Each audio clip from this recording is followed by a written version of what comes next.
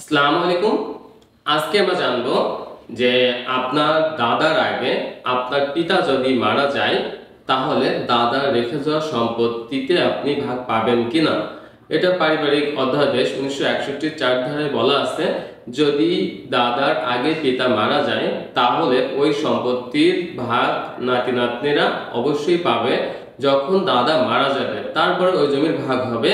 যদি জীবন দশায় দাদা যদি ওই সম্পত্তি আপনার চাচাদের নামে দলিল না করে যায় তবেই আপনারা ওই সম্পত্তির ভাগ পাবেন। কারণ আপনার দাদা মারা না গেলে দাদার সম্পত্তিতে আপনারা ওয়ারিশ হচ্ছেন না। আর যেহেতু দাদা বিক্রি করে দিয়ে গেলে আপনি তো আর কিছু করতে পারবেন না।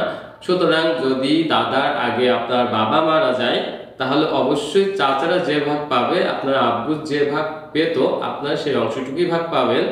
এবং যদি আপনার দাদা জীবন দশায় বিক্রি করে না দিয়ে যায়, কোনো চাচাকে লিখে না দিয়ে যায়, তাহলে অবশ্যই হিস্সা অনুযায়ী আপনাদের অংশ পৌঁছে যাবে।